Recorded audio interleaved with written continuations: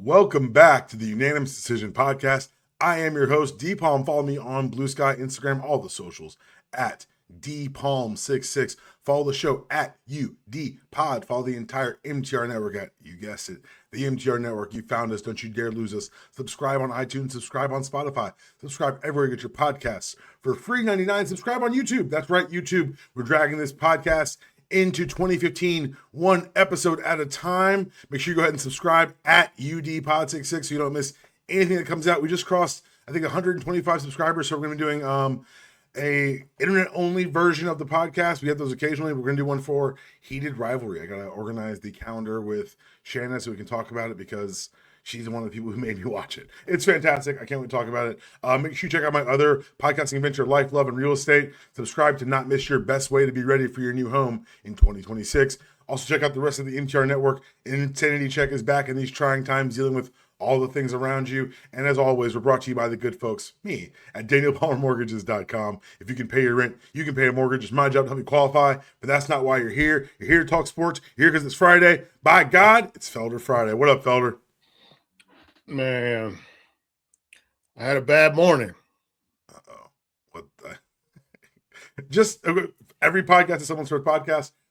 Every week we have Felder on Fridays, and every week I have a list of things I want to talk about, and every week I have a thing at the top that says Felder Free Space because he's going to talk about whatever he wants to talk about. What has happened this morning, my friend? So I do drop off every day, right? I park, I get out of the car, my kid goes into school early, and I move cars. Now, what I've realized, what I learned, my daughter had a bad night last night. She came and slept in our room, which means I go sleep downstairs because that's not me. But I woke up on time. My daughter usually beats me in terms of waking up. Like the time she wakes up is usually earlier than me. So I go into the bedroom and I say, "Are we going to school today or not?" And both of them are like, "What the fuck kind of question is that?" I was like, "Come on.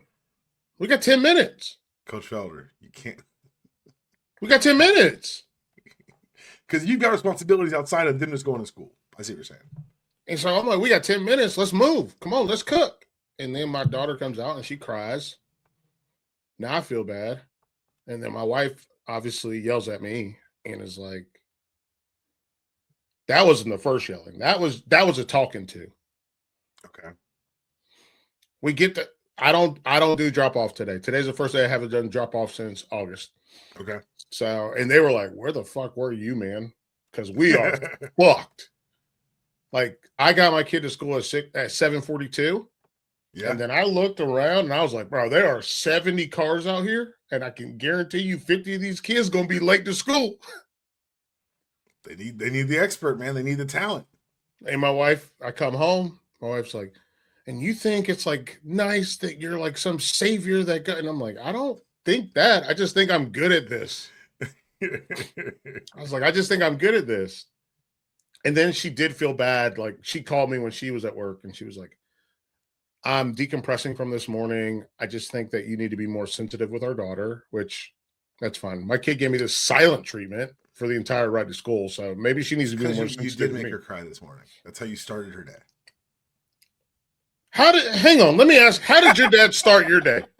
No, time out. First of all, I am not your daughter. First of all. No, I know you're not my daughter. How did your dad, when you were a kid, how did your dad start your day? My father never woke me up. My father woke me up. Yeah, how did your mom start your day? We had alarms and shit. And then you just hit your time slots, right? We weren't like, do not turn my house into the Felder household. We're not. I hit my time slots every time. I hit my time slots. That's all it's about. How was college football for you? You hit your time slots? That's different. Your house is not college football. It could be. It shouldn't be. Right, you hit your time slot. Haven't we learned enough about these people running college football that we really don't want to turn our homes? Well, we got a lot to talk about with that too. Yes, we do. And when I get home, when I get home from dropping my kid off, the teachers in the line were like, "Bro, we could have used you this morning." Because it was raining. So we have a neighborhood that's behind our school that when it's nice weather out, but if it's cold or rainy, Yeah. The parents I'm talking about like 75 parents drive. Oh, from kids who would normally walk or something. Yeah. Kids who would normally walk. I got you. So it's extra cars. And so when I pulled out, skirt, there, I looked back and I was like, it's 7:42. I got and problems. Look like there's about 70 cars here. There's going to be a lot of sign-ins. Yeah. And this is the thing that Michael Felder does do a good job of. Now, you can't make me mad about that. I'm trying to help people. I don't want kids to get tardies. Tardies turn into absences. Absences turn into truancy. This is being brainwashed by two teachers your entire life. That's what that is. Absolutely. That sentence, the little saying you just had. First of all, no one else says that, and I guarantee you've heard that your entire life, haven't you? Yeah. What do you mean? Hey man, brainwashing's a motherfucker.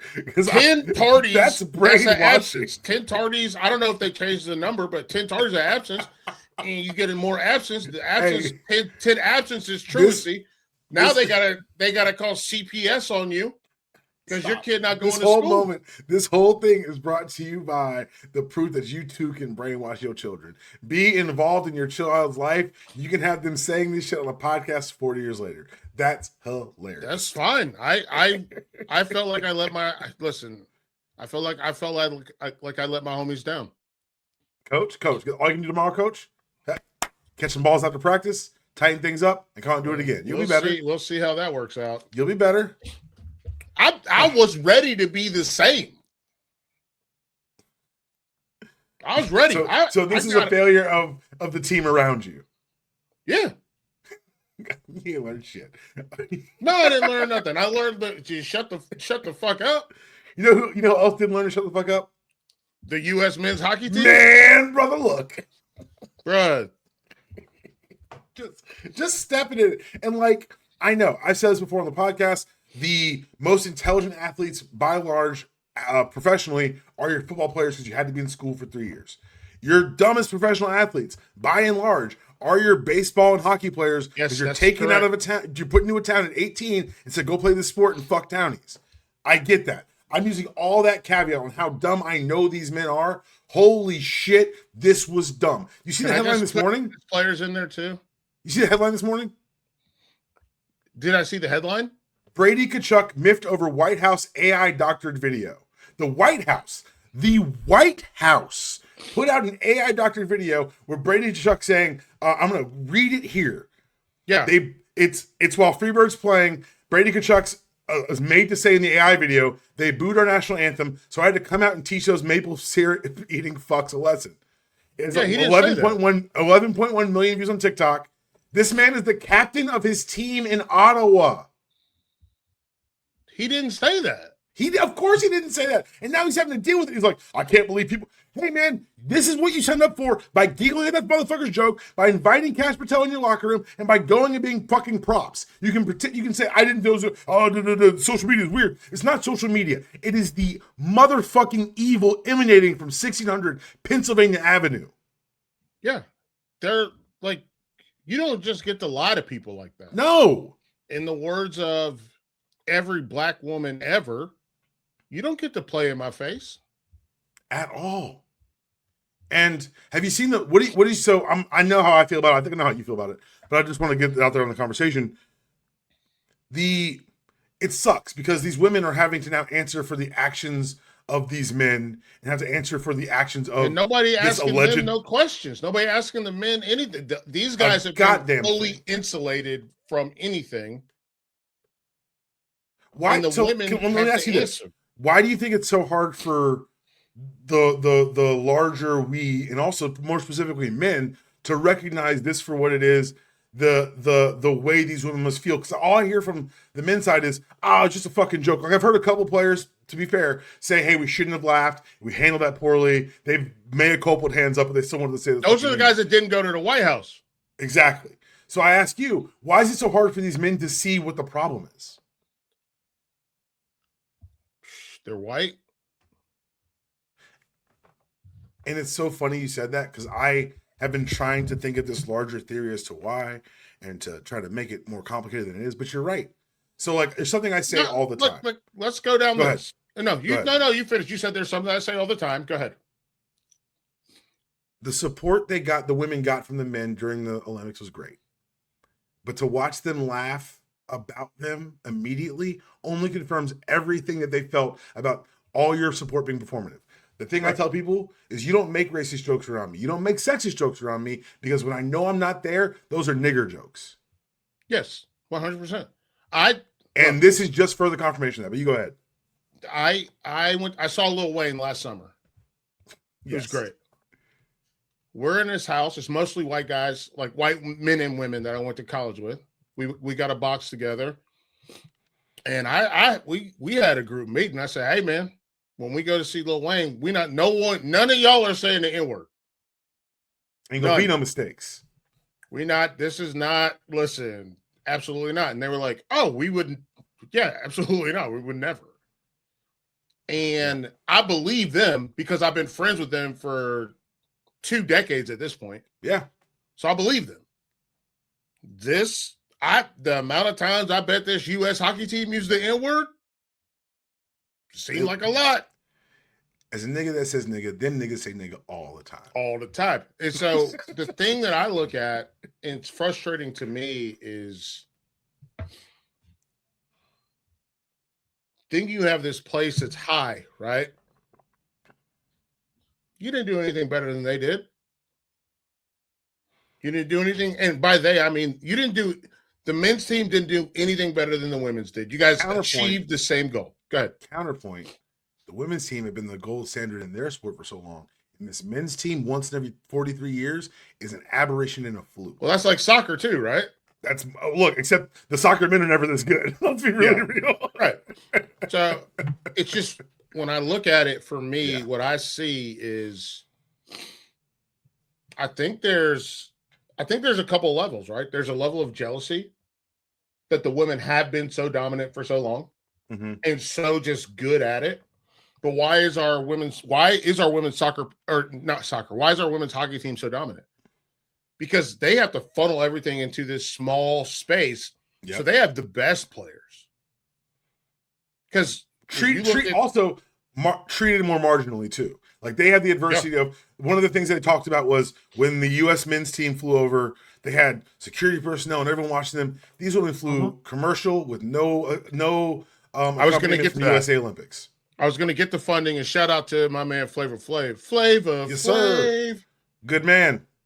Dude, he's awesome. But like, that's a different thing. And I think here's the problem. Here's the thing. They've been experiencing that their entire lives. Yes. Going back to college, like when they were on the same escalator I've been in Wisconsin. I was like, God damn, y'all not supposed to be here. Y'all not supposed to be on this escalator. Did y'all at least skip the line or some shit? They didn't have skipped the line. They didn't get to go in. You ever been in underground? Like in the the underbelly of the airport? One time in a very funny story, yeah. Bro, they didn't get that. They had to walk out and like get their bags by themselves. And I was like, God damn. They just people, man. Which can I roll it over to the next thing? We'll come back here, but you'll roll over the next thing. I'm still talking about the hockey thing. Yeah. Bro, I'm not going. First of all, from a principle standpoint, I'm not going to the White House to see Donald Trump. Please believe that. He can fuck off forever. I hope he dies soon, and we'll go from there. I'm also not going to the White House to eat fucking McDonald's. You know when the last time I had McDonald's was? I don't know, Felder. This is actually, I have no idea. Guess. 3 years. 3 years, you think? Yeah. This is like Family Feud. Like, good answer, good answer, good answer. It's been over a decade. Damn. I ain't eat McDonald's. The fuck I look like? I got money. Bitch, you kidding me? I'm making tonight. We're gonna have I'm baking baked potatoes right now. Scoop them out. I'm gonna make a broccoli cheddar potato soup that goes inside of a baked potato with a grilled pork loin. The fuck is a double cheeseburger gonna do for me? Your poor daughter, man. She. No, she's not not my poor daughter. Her poor partner in the future. What partner? Whoever. I don't this give impossible fucking food sandwich. That's fine. Good. Come home. Oh, come home with goodness. me. Come on, Cameron. Come home with me. Can we go back to the women for a second? Yeah, the women are awesome. They're handling it, I think, with aplomb. Like, if I'm being serious, they're handling it much better than I probably would handle it well, but like they're handling it with, and it makes me fucking sick that I have to say they're doing it with such class and dignity because they shouldn't have to display this level of class and dignity. They should be mad as hell. They should be so fucking mad and be like, this sucks and they suck and I hate them and I don't ever want to talk, with the exception of the handful of guys that didn't go. I don't want to talk to them ever again. I don't want to be in the facility with them. I don't want to talk to them. We support you. We don't believe you, dog. Like, this is why when people are like, oh, we're all supporting, we're marching, no kings. Motherfucker, you won't sell your Tesla at a loss. Good. You want to tell me how committed to the cause you are? You're like, but it hurt my portfolio. Bitch! Right. Exactly. You know what happened this morning? Point. You know what happened this morning that boiled my fucking blood? What? Young lady at Columbia University. I'm not going to talk about this. Young lady at Columbia University, ICE apparently, DHS lied to get into the dorms and took her. And I had someone I went to college with, someone I consider a friend to this day, get in my ear when I was posting about the Palestinian protests at Columbia University. I was donating to the kids. I was talking about it because it was important to me. And he and I had a conversation. His point of view boiled down to, well, they're not gonna get what they want. So why are they fighting? Ellie, that dude's still my friend. That dude's still my friend. I will never trust him on matters of grave importance again in my life. Oh, dude, trust me. I get it's Ellie. I just want to say her name. Yeah, Elmina, aka Ellie Agayeva, grad student, class of 26. That's snatched her out of university housing by posing to be NYPD. This is why you fight when you can't win, because fascism is not a fight to be won; it's a fight you fight because they're fucking fascists. Yeah, the goal's to win, but at the end of the day, every little bit helps. You gotta fight. You can't. You know what's not gonna work? Doing nothing. Yeah, doing nothing is not good, and that is really that's I don't know a stronger word than disheartening. Despicable, maybe. You know what's also despicable? Because now I'm over here thinking about it some more. So I put a couple of posts that the women had said on my social media. I was like, hey man, this is important. People need to see this. I want to, whatever microphone I can give them, I would like to lend. I had a girl I went to college with, a woman I went to college with. I love her to death. She's one of my good friends. She messaged me and said, you're one of the good ones. You're one of the good men, Palmer. And of course, it felt nice, but like in my heart, I'm like, this shouldn't be an outlier position. That's the problem. So this shouldn't be. I shouldn't be commended. This is basic human fucking decency. So I am in a WhatsApp group. There's 17 of us, I believe, in this group. And I'm the only man. I'm one of 2 or 3 minorities. And they're like, we can't invite more people into this because they might run and tell. And we have to have people that we know we can trust.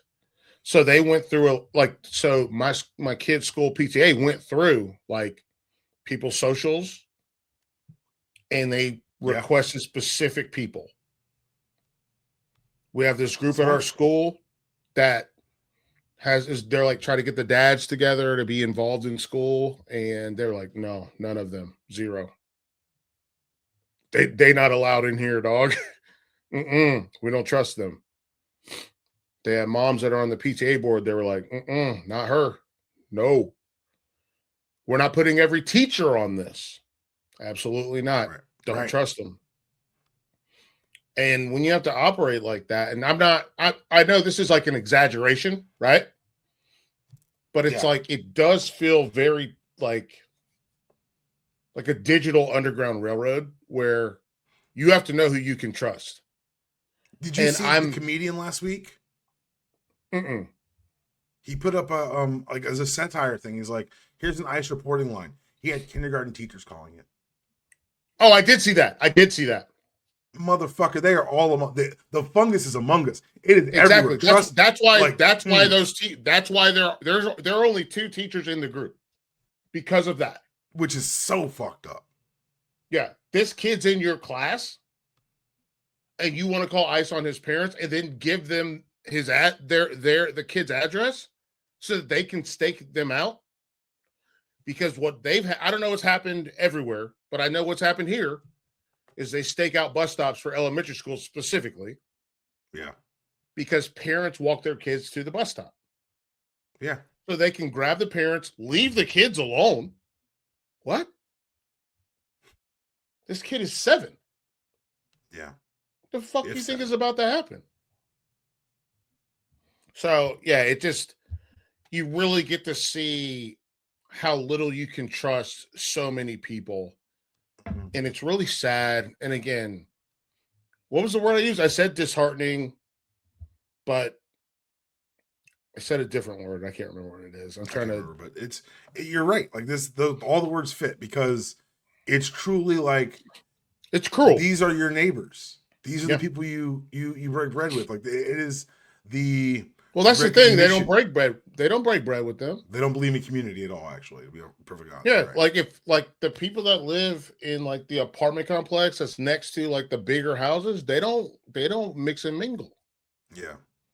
And so it's just like, you're okay with this. And literally, I had the group chat. They were like, do you know any men that would help us do like patrols, like with the whistle and the whole deal? Yeah. And I was like, I think out of the people that I know that go to this school, I think I have 2 guys that would help us. And those 2 guys showed up and they did help us. That's what's up. But I was like, that's also like the nice these other guys is when people prove you right about trusting them. That's always really nice. And it was nice, but the other guys, I was like, I'm not asking him at all. No point. Will not. I certainly am not exposing him to this group because I need them to not know that this group, like I was saying when I was talking about the Underground Road, I need them to know that this group doesn't exist. Right. Or I need them to not know that this group exists. Yeah.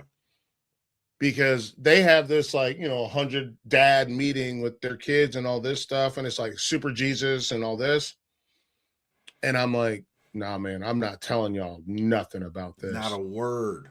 Like I'm bringing baby formula to school. I'm bringing diapers to school. Y'all, no, y'all, this ain't for y'all. Another mom from the PTA picks it up and she takes it, delivers it to the family so that they don't have to leave their house. Like y'all, like the fact that we don't even know if we can trust you, that should be a problem. That should put you in the mirror. Be like, wait, why can't they trust me? Because you're talking about football.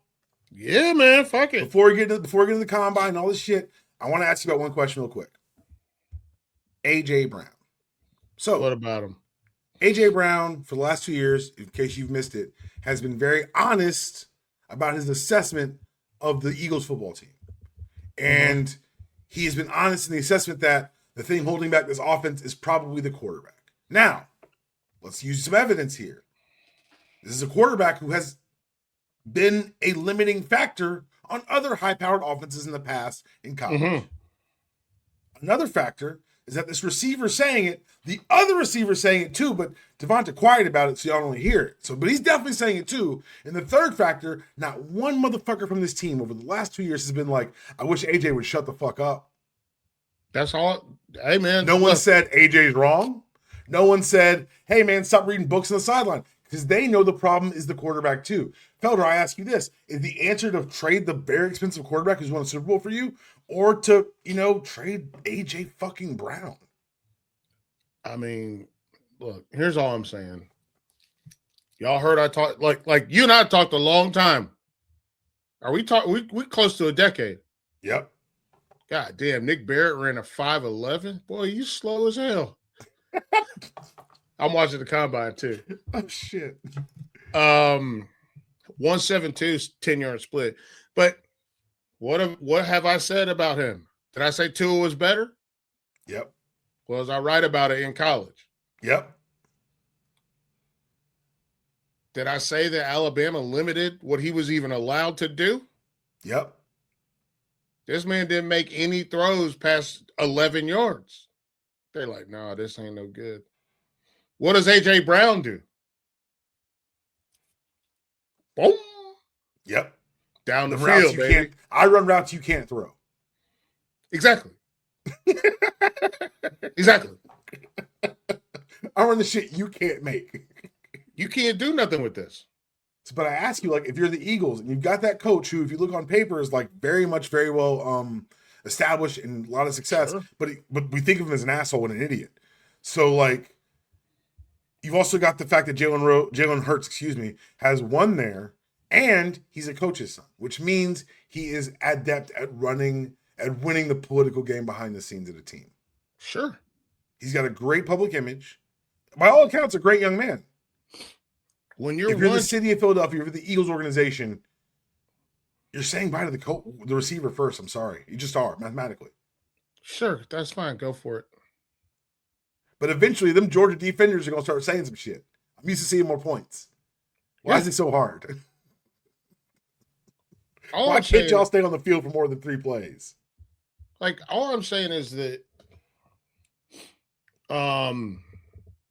like, you gotta, like, if you can't push it, like, I watched this, Michael Vick. I watched this 12-minute Michael Vick documentary on YouTube. Sounds amazing. And my wife was like, well, I'm not talking. We already had an argument today, so she was definitely like, I'm not talking to him while he's just in the bathroom watching, like being like, oh shit, I remember that. This was so good. They beat the shit out of them. I was like, why didn't they show the Peter Ward catch that won the game with FSU though? When he went up and then came under, I was like, this is the greatest catch. I love pro throw around behind the back, but the Warwick under tip, how you do that in midair, dog? A lot of talent. A lot of people can't even tie their shoes standing up. Not Peter Ward. He ain't had that problem. So, I saw him. I know his kids are playing in college, I believe, but I saw him. Yeah, dog. How old are we? I mean, old enough to not get carded at the ABC store. I didn't get carded. I went to go pick up whiskey Sunday afternoon. I didn't get carded, and I was like, damn. All right. I didn't feel bad. I was like, good. I didn't feel bad. I was just like, he didn't even reach for it. He started reading. I'm like, you ain't gonna ask? Like, we can't have a conversation. You don't need to ask. You see me here every other week. I don't go that often. They haven't seen me there in months. Do. They haven't seen me there in months. I haven't gone that often. No, they like this. I know this guy. Look at his beard. He show up in an Uber. Felder. He show up in an Uber. It's Felder Friday. And then I'm like, let me get this. Boom. And then we're out of here. But you're right. You're watching the combine right now. I just don't understand. Like, the big thing for me is he is a limited quarterback. And once they took away a huge part of his limitations, the tush push. Well, can you talk about the other thing they changed? What? The first 2 years, they officiated the RPO differently. Yes. So they got a lot more ticky-tacky, maybe not the word, leeway. They have a lot less leeway on linemen downfield now. Yes, they have less leeway on downfield. Yes, I totally agree. Really dramatically changed that offense. And I think it's a good thing. I think it's a good thing. It's good for the sport. It's bad for his offense. My other question is, if it takes you having a 2,000-yard rusher for your offense to look good, wasn't that your first sign there's a fucking problem? Yeah. In today's NFL, in today's football? Yeah. But I don't know what they do. No. That's the crazy part, because they got a coach who no one likes but keeps winning. They got a quarterback who you know is a limiting factor, but he keeps winning. And now you got this city, it's kind of like held hostage by this coach and quarterback who they all like each other. Say it again. They like each other. Do they? I think. You don't think they like each other? I think Sirianni like getting money. I don't know. Like, I mean, there's no other option. Like their money. That's what I was going to say. Is like, what happens? They can't get rid of it. They can get rid of AJ Brown. And that's what they're going to do. And I think that's going to be a wild trade this offseason. and he gonna end up somewhere with another monster, and it's gonna be a problem. Is Devonta Smith going to be your number one? I love him, dude. He's tiny, bro. I know. Listen, you think I ain't stood next to this man? But as a one, like yes, I'm old and I have old man sensibilities about some shit. Hide him. As a one, hide him. use him as a use Tyreek down in Kansas City all those years. Yeah, hide him. That's fair.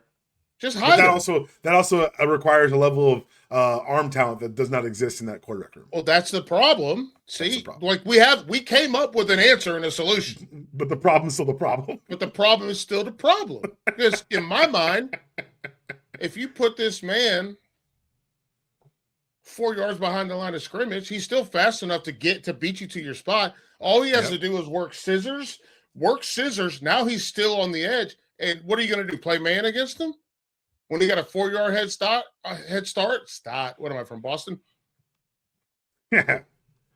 God damn.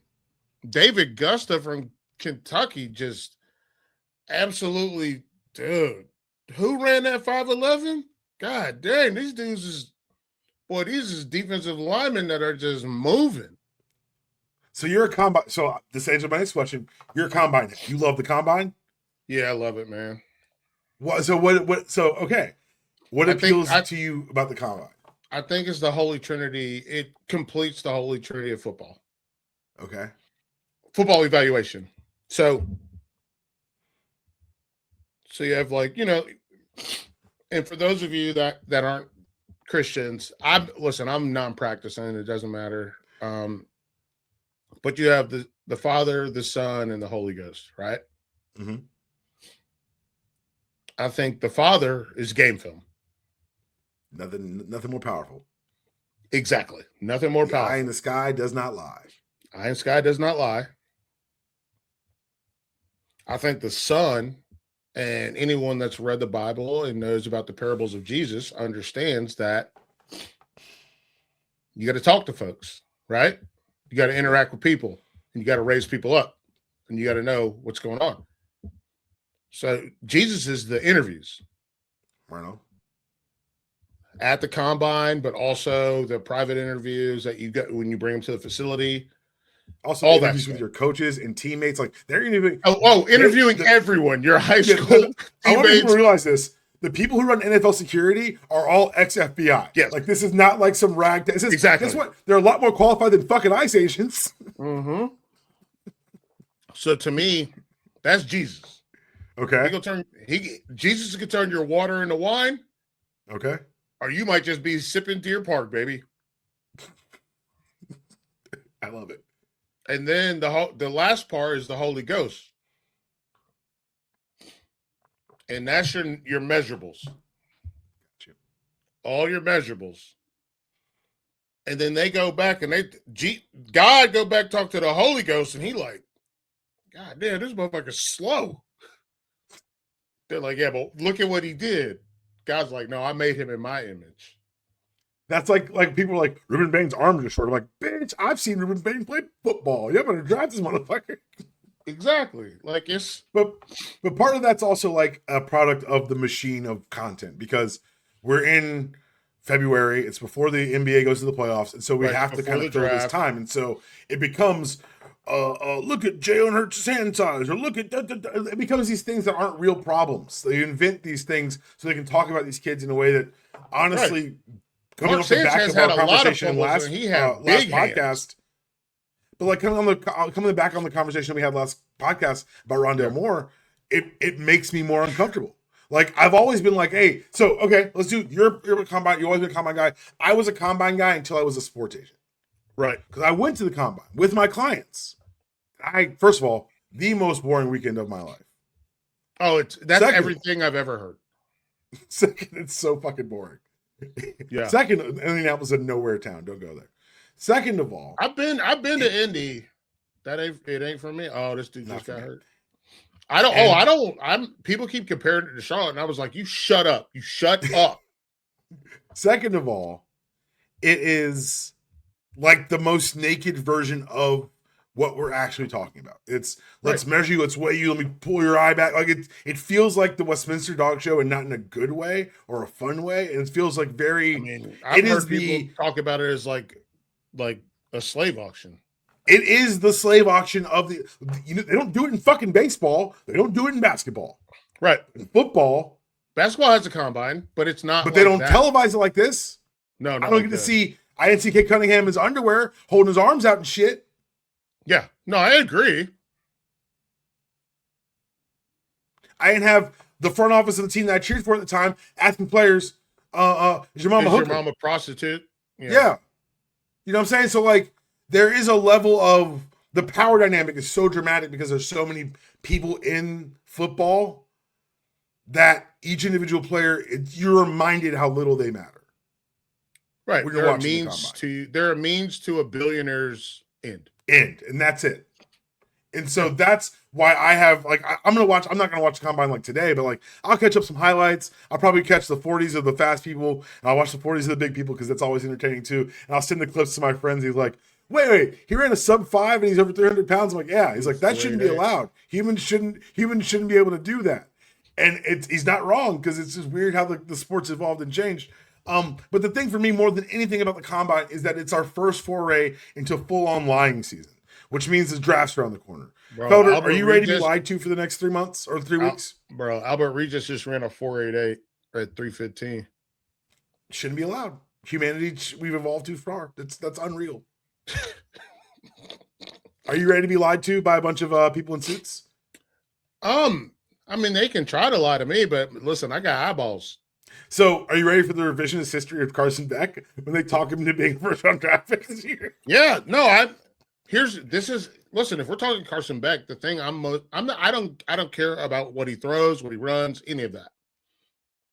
I want to hear the takeaways. What I want to hear are the takeaways from people that ask him questions about 3 things: his girlfriend, the robbery, and Georgia not caring that he left. So the third one I can kind of field something on. So apparently, one of the big voices that helped facilitate the Carson to Miami thing was then Ravens offensive coordinator Todd Monken. Yeah. Todd was apparently a big proponent, big supporter of Carson Beck. He sold him to Cristobal. They did. Look, first of all, it fucking worked. They win that title game. He ended on an interception because he's Carson Beck. That's happened. Sure. That being said, Todd Monken is now the head coach of the Cleveland Browns. Go out and get him. Todd Monken's quarterback room is Dylan Gabriel, Shedeur Sanders, and the nasty man, Deshaun Watson. Could you create a worse situation for any of those guys? I'm being serious. Like, how is that your room? How is that your quarterback room? Right, that's what I'm saying. Could you create a worse situation for any of those 3 guys? Plus the nasty man. You said imagine going to minicamp and looking in that room and be like, oh, one of y'all got to start. You'd be like, God damn, man, this sucks.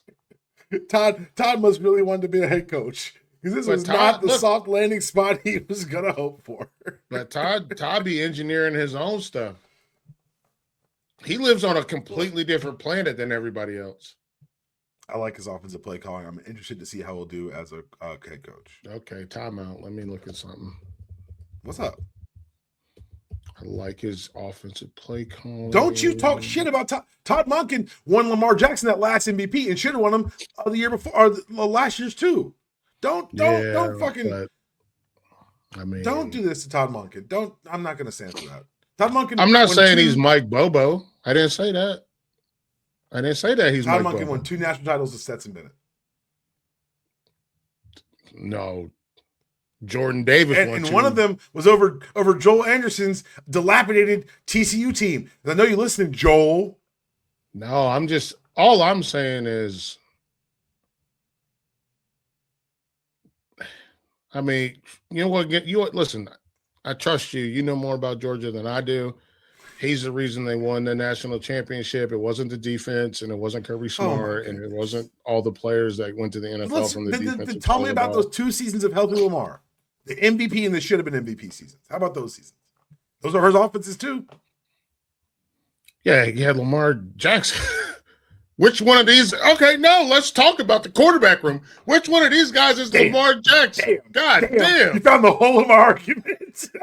We got to keep moving. Otherwise, you're going to find the big asshole of my argument. Dylan Gabriel, Shador, and possibly who? Carson Bennett? No, with the bad man? I was trying to change the subject so fucking fast. Come on, dog. This is me changing the subject because you're right. That's the huge caveat. You know what Joel texted me this week? What?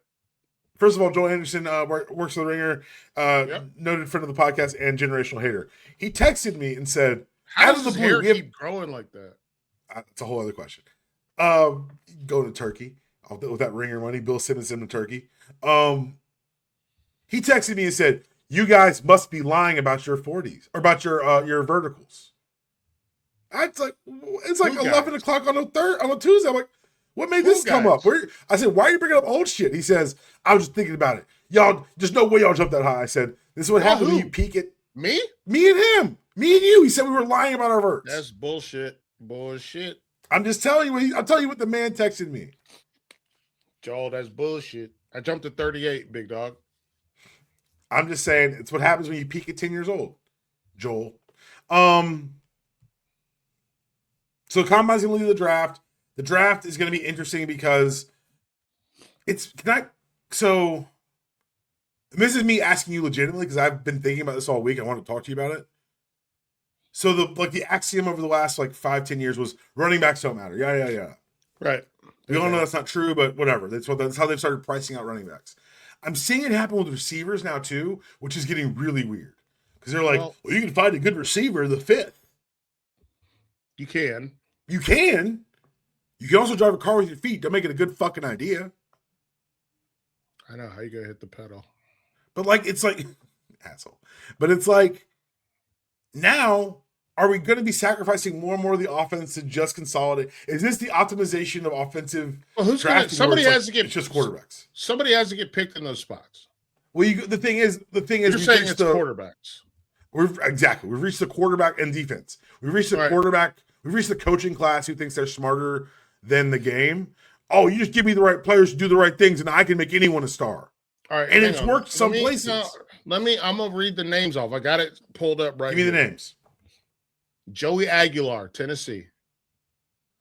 Drew Aller, Penn State. Luke Altmaier, Illinois. Carson Beck, Miami. Jalen Daniels, Kansas. Damn. Joe Fagno, UConn. Taylon Green, Arkansas. Haynes King, Georgia Tech. Cade Klubnik, who I did think was going to be a top 5 pick coming out from Clemson. Fernando Mendoza, who a lot of people view as a number 1 pick right now. He's a Raider. He's a Raider. Baron Morton. I don't think he can handle being a Raider, if we're being honest. Baron Morton from Texas Tech. Vegas, hell no. That's what I'm saying. The dude is mad lame. Like, he never even had a girlfriend in college. That shit is mad weak.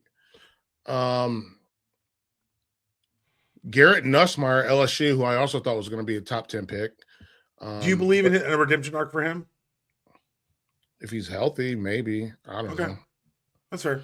I'm just curious. I mean, the best quarterback coach he's had is his dad. I don't think Brian Kelly did any favors, so we'll see what happens. That's a really good point. Diego Pavia, who's apparently 5'4". Dog, that measurement hurt. That hurt me. I was like, I want to cheer for this, but I got eyes too, buddy. No thanks. Yeah, man. Cole Payton, North Dakota State. Sawyer Robertson from Baylor, and Ty Simpson from Bama. Serious question. What's stopping Diego from just being a GA at going and being a coach at Vandy? Like, why would you leave? Nothing. Okay. I just want to make sure they had other options. Like, wait a second. This seems like a layup to me. Just go be a coach. I think but I think you test the waters and see. The waters say UFL. You test the waters. Somebody picks you up as a UDFA. You get to go to the, the mini camp, whatever, you do your thing. And Are then there any owners who went to Vanderbilt? NFL owners. no. Vanderbilt. I'm just curious because I could see someone being stupid. I don't think it's stupid. I just think that he's not Russell Wilson. No. He not even Doug Flutie. Nope. So we'll see what happens. That's what you have to change. Like, imagine this. And this is the way I like to explain football to people. Now imagine this. Picture this. You got your starting quarterback is 6'4", doesn't move well, but can move in the pocket. Yeah. Your backup quarterback, they 6'2.5". They can run a little bit, right? It's like what's his name from Kentucky? Will.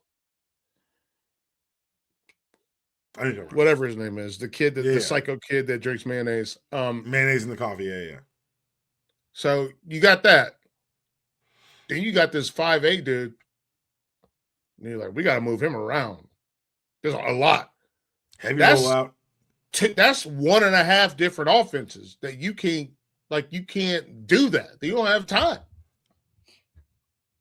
If he's your emergency quarterback, you don't have time. Again, Fernando Mendoza in Vegas is an interesting one for me. I think that but film the reality show now, Tom. Tom Brady, you're a part owner. Get us reality show. Get us Hard Knocks. Get me Fernando Mendoza's first few weeks. Ain't gonna be no knocks that are hard with him. And it's no. Put it on a spectrum, right? What did they go through? What was it, 2 or 3 years ago? First round draft pick. Henry Ruggs. Brock? Oh, Ruggs. Yeah, that's 3 years ago. Yeah. Henry Ruggs. The last, they're like, yo, this dude's safe. He's safe as hell. He ain't gonna be in no pool parties. He not gonna be driving a Corvette. He not gonna be hitting people with his car. He not gonna be drinking and driving. We could change the complexion of our whole entire team with this guy. And I think that that's a reality.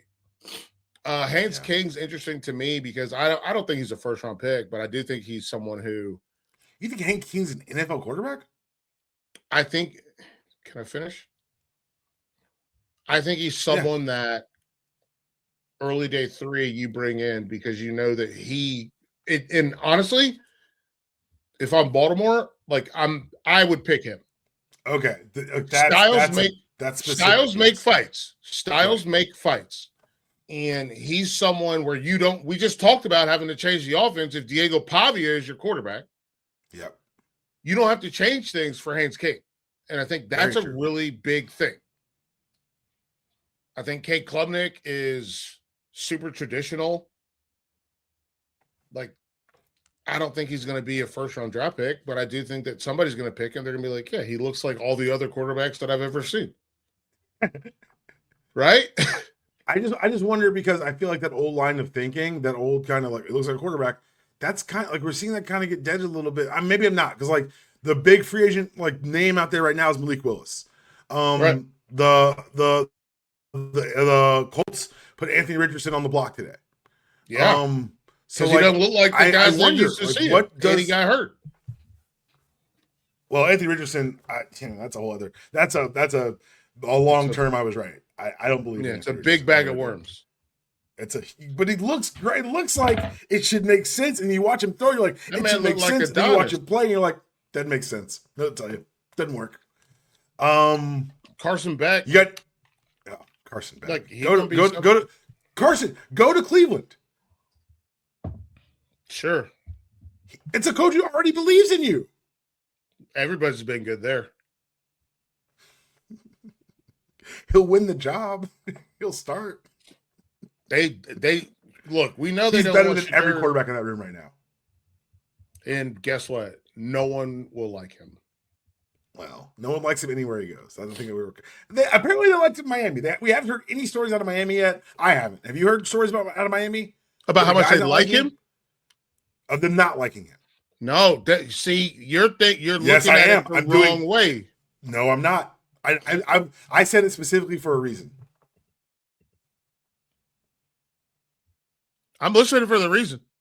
Because I know it's going to be harder to get people to stand on a block for him, but people who aren't standing against him speaks to, maybe things have changed in Miami. They don't want to hurt him, but they ain't trying to help him. Those are two different things. I'm sure the coaches and the staff all say the right things. Yeah. It probably tastes like dry toast. Dry toast, man. What a reference. I'm just saying, and dry wheat toast too, which, by the way, you got to have butter on wheat toast. That's my go-to when my family makes me go to breakfast.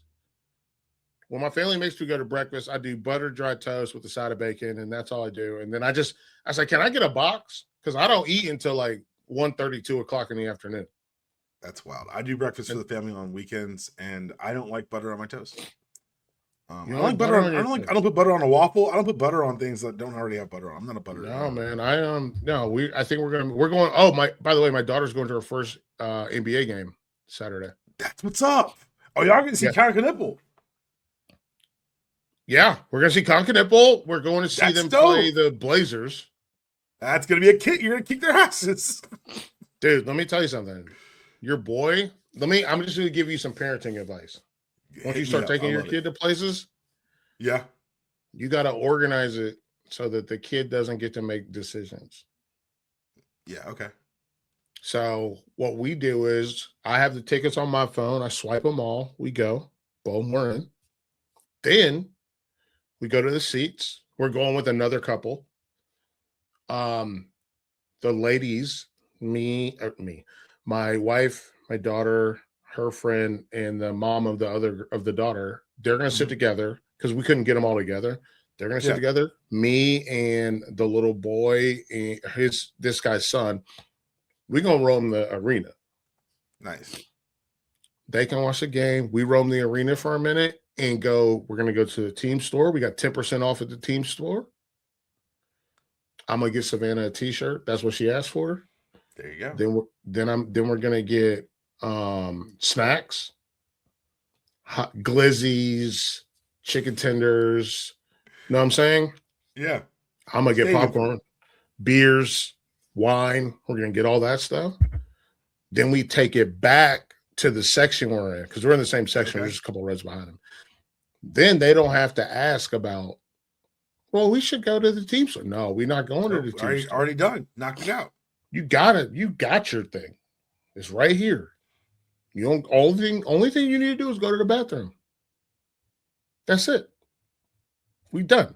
That's good. That's good coverage. I'm just telling you. I'm not walking around because you know when I'm not walking around a stadium, an arena at halftime. Oh no. You gotta plan ahead. I'm not a psycho person. That's insane. But like, stretch your legs out in the seats a little bit. You got a little more room. Nobody near you. Yeah, I got more room. I already got a big beer. I'm ready to go. Nussmeyer, you asked me about him. I think that he said, like, and I'm not discounting it, but he said he had like an abdominal injury, so he couldn't really throw. And I'm like, okay, yeah. If it hasn't healed by now, what was that? Simply Red? If you don't know me by now. What'd you say? Is that Simply Red? That is Harold Melvin in the Blue Notes. Is it really? Lead singer Teddy Pendergrass. You can look that shit up right now. Because Teddy started performing when Teddy went solo, he performed that song. So hang on. Teddy Pendergrass. If you don't know me. Oh man, that's Al Green. I'm thinking about a different song. I'm singing a different song. I'm seeing Teddy Pendergrass, If You Don't Know Me. But I'm also seeing Simply Red. I'm seeing Simply Red. Let me see. Hang on. Let me see if this is a remake. I'm seeing. Call in the hand. I've never heard Simply Red. 336-4607. Call in the hand and see if this is a correction that you can make.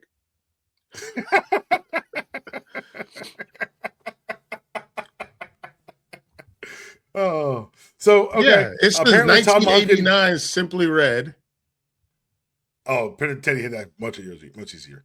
I'm gonna find out. I'm gonna get to the bottom of this.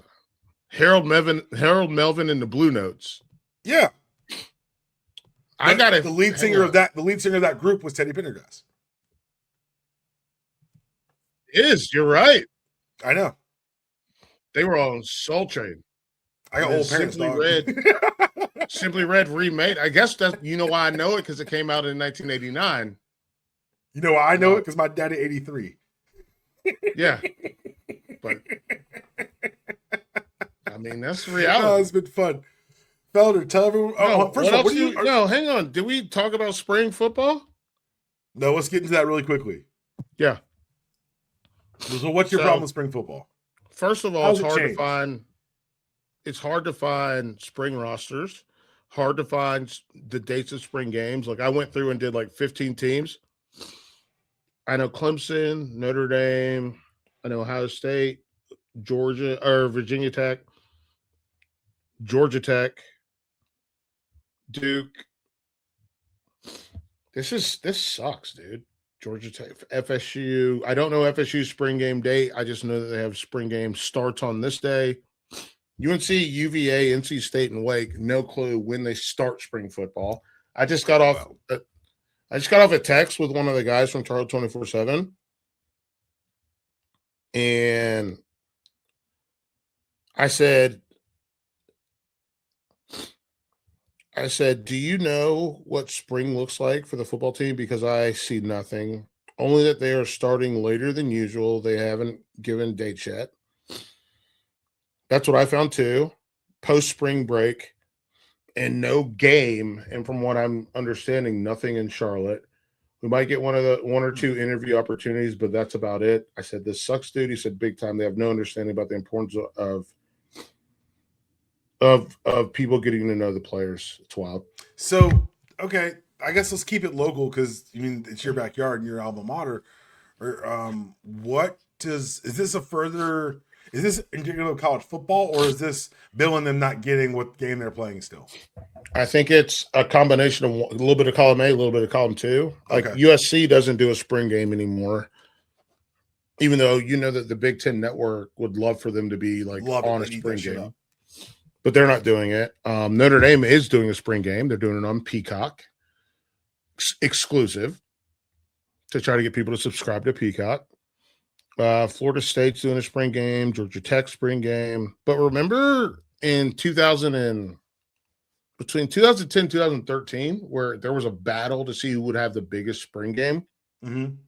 They just don't have that anymore. And that's like a product of both like the sport changing and also the calendar evolving. I think there's the calendar where you don't get kids in, like your team's not there. Yeah, you don't have a team. Yeah. And then like A&T is doing a spring game at Truist Stadium. Richmond's doing a game. So I was like, let me go a little bit lower, like than these high-powered schools. And it just sucks. Like they don't put out rosters for spring, and it's not good. And can you just tell people how important spring ball is? And I guess it's losing its importance because your entire rosters are going to change in what, June, July? And so I'll talk about how important spring games were. So spring games were. So we sent videos back and forth. One of the videos you sent me this week was the biggest liars in the world are coaches. Mm-hmm. Everything on this depth chart is not permanent. That's never true. The place where it's truest is the spring game. Is spring ball, because that's when players, because during the season, it's hard to evaluate players who are on a practice squad or who are trying to come up, because you're so enmeshed and enamored with both the game script for the week and also your recruiting responsibilities. By the time you're in spring, that is the period of time where your team truly gets to come together. They use winter at workouts as a way to galvanize them against the coaches. Sorry, it's easy psychology, but we can all see it. And then by the time spring comes around, you're looking at the finished product from that growth. And so that's really where you get to kind of markedly set what our paths are going to be for the next year. It's good for players to get motivation to go into the summer, work hard. It's good for coaches to better understand the new team that they're handling, because guess what? Every team's a new team. But like without that, I wonder how much true in-talent, in-team evaluations going on in the offseason, and how much is like, well, what can we add to these pieces? Are we building true teams or collections of talent? I guess is the more direct question. Yeah, it's bad. Like, did you guys do a draft for spring game? Yeah. You did? Yeah. Seniors were drafted. So you had ours was captains. Yeah. And captains picked, and you made a pick on your side of the ball first. Then you got to pick somebody from the other side of the ball. Okay. Your boy was the number 3 pick. Overall? I guess maybe I was 5 or 6, but yeah. Yeah, that's what's up. And they were like, what? Pick Felder? And my boy Kareem, I'm not going to do his voice, but his voice was hilarious. But he's like, Felder know what he's doing. Look. He know what he's doing. That also tells the coaches who the players respect. Yeah. They're like, that's informative for them too, to better know their teams. Man, you're right. The spring game, and I hate to say it used to matter because, again, I don't know what college football is now, but it used to fucking matter. It did. I remember watching like Raekwon McMillan in the spring game for Ohio State. But yeah, my boy Reen was like, Felder know what he's doing. Then I could get a good wide receiver, and Felder don't have to play against him. That's smart. So I took him to get him, and now, listen, he gonna come down and stop the run. This guy know what he's doing. And he was like, and then because in theory, I was 3rd on the depth chart. Okay. He was 1st, I was 3rd. He skipped over our second safety and picked me. And then he was like, he gonna know what he's doing. Yep. He knows. And he's also thinking, if we want, because at that point we wanted to win. Yeah. We wanted to win the game, blue versus white, right? Yeah. We were blue. So he's like, yeah. Because he knows he's not playing past halftime of the spring game. He's a starter. You done. Yeah. I need someone who can go out there and tell everybody on the field where they're supposed to be. So it was a big honor. Yeah. And he's asking me, like, who else should we get? And I'm telling him, like, hey man, this guy's good. We like him. You should pick him. I'm telling you, this one got good. Listen, he got great feet. We should pick him. I know he's only been here for 2 months, but we should get him. This is good. Yeah. Early enrollee, but yeah. Workout, at least. Yeah. And so we did win because we also had the punishment. It's not punishment, but it's like community service, and you show up for like your school community. We did a car wash and we visited the children's hospital and stuff. And which, by the way, every time people act like visiting the children's hospital is like this amazing thing, I'm like, why are you like this? It's really nice for the kids. How about that? I'm not saying it's not nice. I'm saying it's not special. Yeah, Felder, man. We went to the children's hospital every week. It's not special to you. It's special to the children. Right, but that's not how they frame it. Daniel, it is a nice thing the team does for these kids. Why are you trying to undercut helping sick kids? Damn. No, all I'm saying is we did it every week. Like, we weren't special for doing it. I don't think we were special because we did it. That's all I'm saying. Did the whole team go? Yeah. Did the whole team go? Yeah. Unless they had class at that I think time. it's a special thing as a pro. All programs don't do that. Some programs will send some kids or some that's players. Fucked up on them. Your whole program going, that is special to me. As an outsider listening, I think that's special. We should take vans, or sometimes it's special. We took the bus, and we would go and we would talk to the kids, hang out with the kids. That was, you know what I called that day? Thursday. Tell everyone they can find you, man. Folks, it's felder.substack.com. Listen, this has nothing to do with the kids. This is me, like, people trying to pretend like doing what's right is special. There you go. Back to it.